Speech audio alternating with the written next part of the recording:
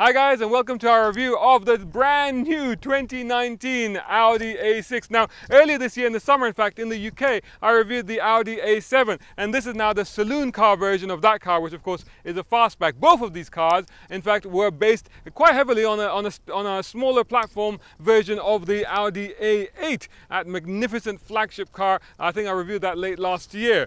And a lot of the tech from that car is carried across into these cars, and we've gone through that before, so I won't go too much into it. It's a very handsome looking car, if not quite distinctive. I mean, they haven't gone overboard with the styling, but it's an Audi A6, so I think that's quite deliberate. The idea is to keep it solid looking, sensible looking, mature looking. But having said that, with the bigger grille, you've got these fantastic LED lights, which at the front, when you lock and unlock, they do this strobing effect at the front, and at the back you get this whole Knightrider thing going on. It's really fantastic to watch. It's one of those showstopper things that you're always going to want to show your mates. Under that bonnet, you get the 3-litre V6 turbocharged engine, putting out 340 brake horsepower and 369 pounds-foot of torque, and that's good for 0 to 100 in quite an impressive 5.5 seconds through a 7-speed dual clutch transmission driving, of course, all 4 wheels. It's a quattro, as you would expect, and the top speed limited, of course, to 250 kilometers per hour. More impressively is the fuel economy. Quite remarkable, actually. 6.1 liters per 100, and I myself, just driving it around normally, have seen it dip below 8 liters per 100. So for a car of the size with a V6 engine, that's actually pretty good. It is, of course, designed to be a practical and user-friendly car. Inside, they've got that whole new dashboard, which we're going to go into in a minute. But let's start, as usual, by looking at that said practicality, and first of all, checking out the boot. So let's have a look at the boot here. Before we do that, check this badging out. 55 TFSI. Come on, Audi. It's a 3-litre. T if you like. Anyway, there we go. Powered, of course. There you go. And quite a massive boot, actually. You can fit a fair amount of maybe 3 suitcases in there. Certainly 2 by easily without any problem whatsoever. In here you've got a little pocket with first aid kit, etc. in there. Over here you've got a power supply. You've got hooks down there on each of the 4 corners. And under here you have a space saver tire.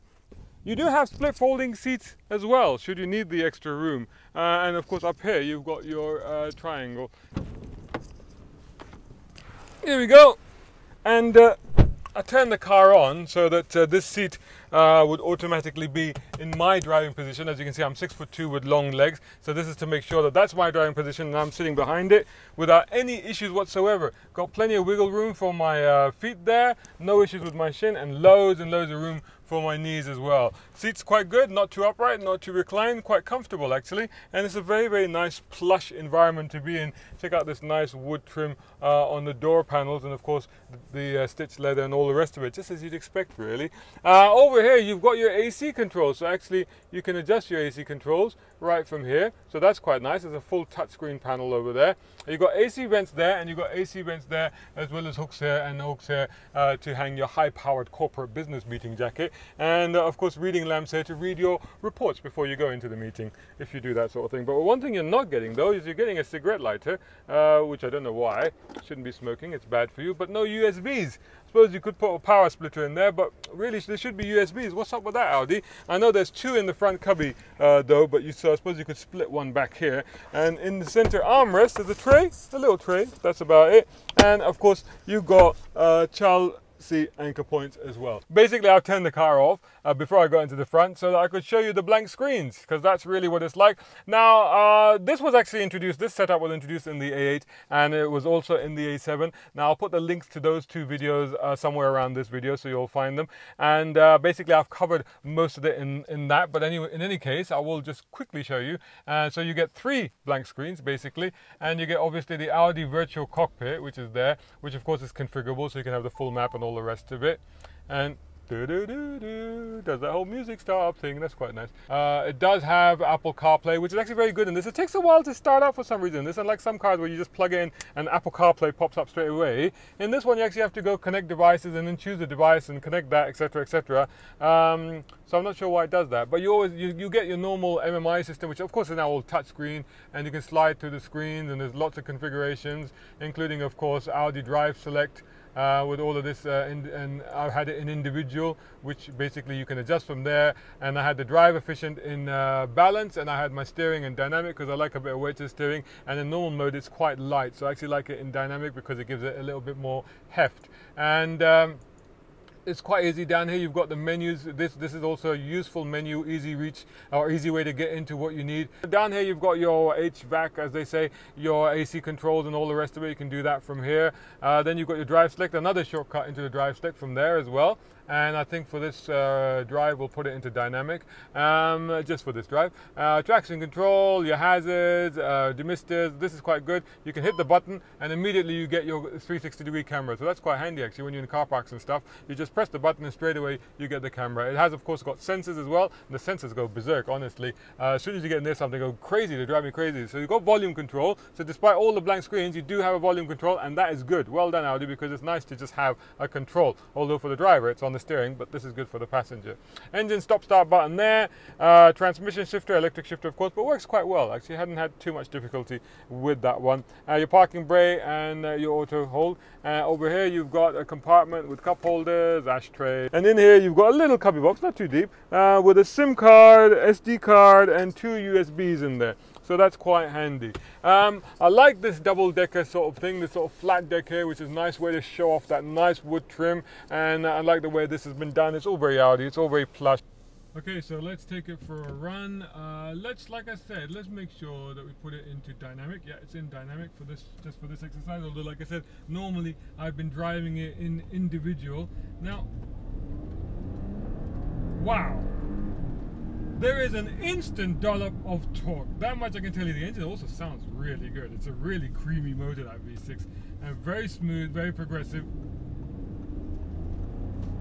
Actually has a nice thrum to it as well. Really kind of like the noise that that thing is making. But the amount of torque on hand, let's see what the grip is like. Plentiful grip, good turning, quite tight, holds the line. Good response from the steering, no issues whatsoever. Yeah, really good actually. So let me put this down, I got the sun in my eyes.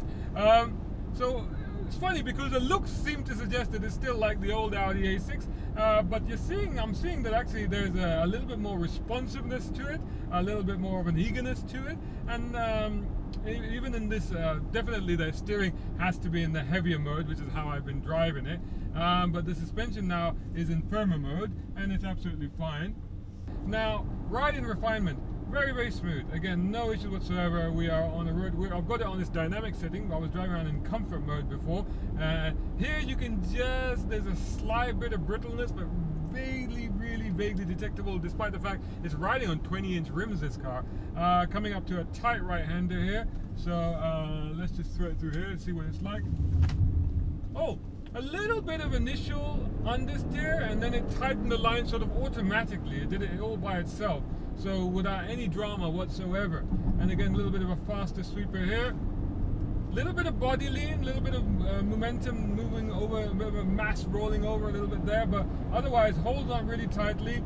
Very, very responsive, accurate, and confidence inspiring at the steering wheel. How about the brakes?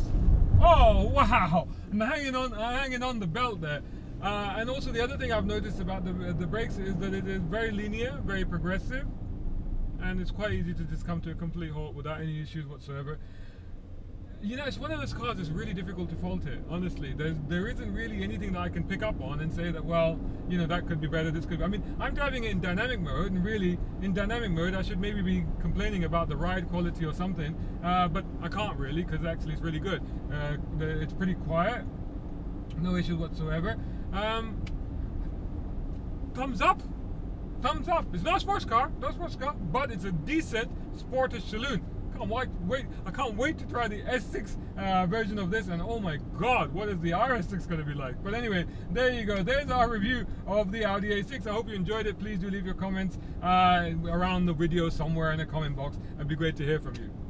Thanks so much for watching. Please do follow on motoringme.com on all of the usual channels. That's Facebook, Instagram, Twitter, and YouTube. And if you're on YouTube, make sure that you like, share, and subscribe. And whilst you're at it, make sure that you give me a follow on Instagram. I'm at Shazad Sheikh. And a brown car guy, and I don't know if you can make it out on that camera. It's a shame that you probably won't be able to, but there's some gazelles just run across the street. How cute. Thanks so much for watching. I'll see you in the next one.